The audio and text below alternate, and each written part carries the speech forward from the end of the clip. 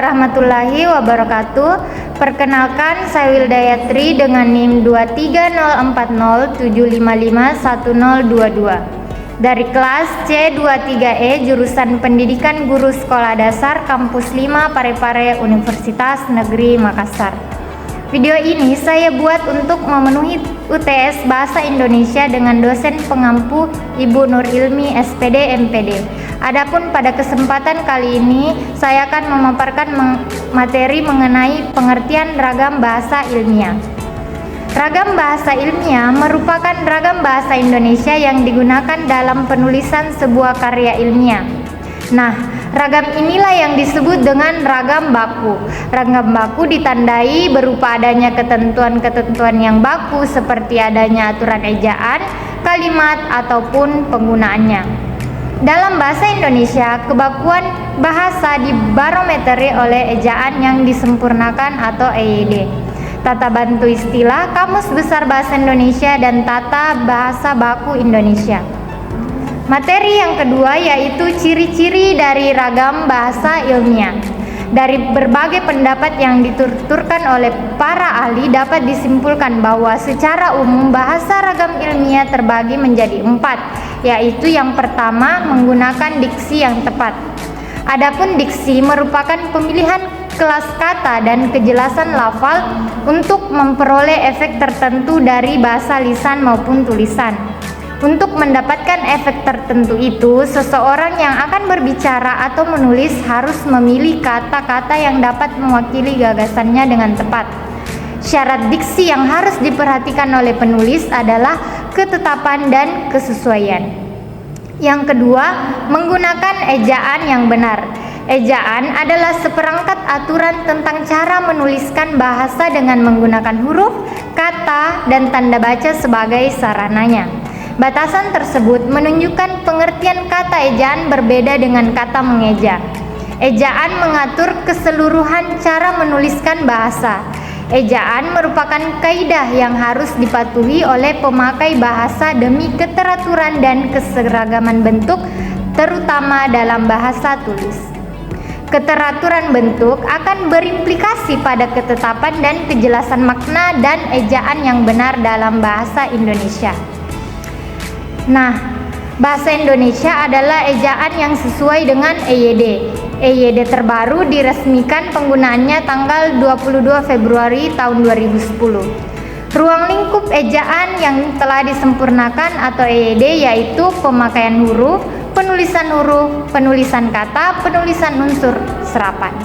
Yang ketiga, menggunakan kalimat efektif. Kalimat dikatakan efektif apabila mampu membuat proses penyampaian dan penerimaan pesan berlangsung dengan sempurna. Jadi, kalimat efektif adalah kalimat yang sesuai dengan kaidah bahasa, jelas dan mudah dipahami oleh pendengar maupun pembacanya.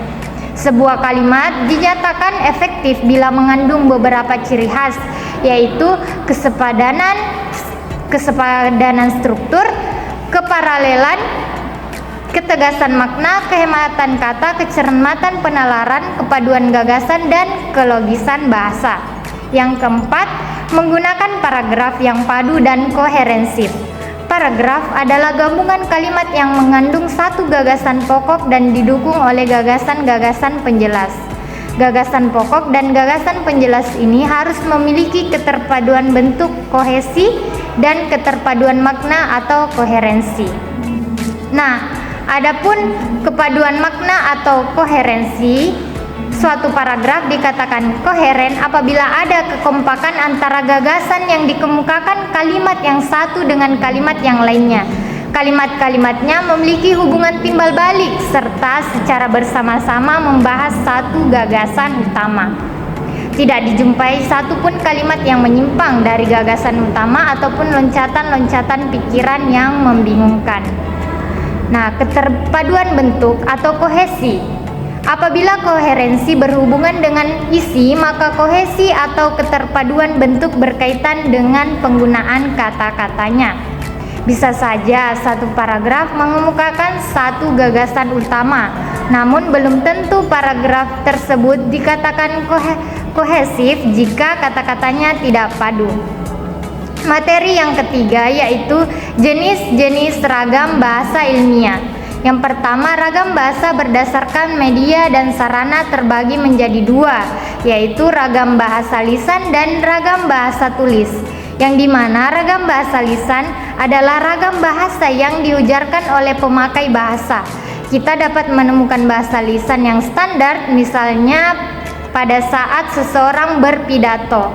Sedangkan ragam bahasa lisan non-standar diterapkan pada saat berkomunikasi dengan teman. Nah, selanjutnya yaitu ragam bahasa tulis.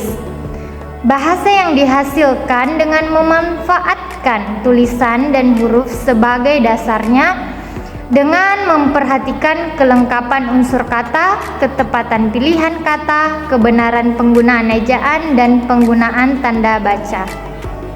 Yang kedua, ragam bahasa berdasarkan penutur juga terbagi menjadi dua, yaitu ragam bahasa daerah dan ragam bahasa pendidikan penutur, di mana ragam bahasa daerah yang dipengaruhi oleh luasnya pemakaian bahasa sehingga dapat menimbulkan perbedaan pemakaian. Misalnya, bahasa daerah yang digunakan di Pulau Jawa tentunya berbeda dengan bahasa daerah yang digunakan di Pulau Sulawesi. Nah, tetapi setiap bahasa tentu memiliki ciri khasnya masing-masing. Selanjutnya, ragam bahasa pendidikan penutur. Penggunaan bahasa yang tidak berpendidikan dan berpendidikan tentunya berbeda, terutama dalam pelafalan kata yang berasal dari bahasa asing. Nah, materi yang terakhir adalah penggunaan bahasa ragam ilmiah. Yang pertama, laporan berbentuk naskah, contohnya artikel makalah, laporan hasil penelitian, dan laporan surat. Yang kedua, laporan pertanggungjawaban, contohnya laporan kegiatan keuangan, laporan pemegang saham. Nah, yang ketiga, skripsi pada S1, tesis pada S2, dan disertasi pada S3. Dan yang keempat, laporan pekerjaan yang berbentuk surat dan naskah. Nah, itulah pemaparan materi dari saya. Lebih dan kurangnya mohon dimaafkan. Semoga bermanfaat. Wabillahi taufiq wal hidayah. Wassalamualaikum warahmatullahi wabarakatuh.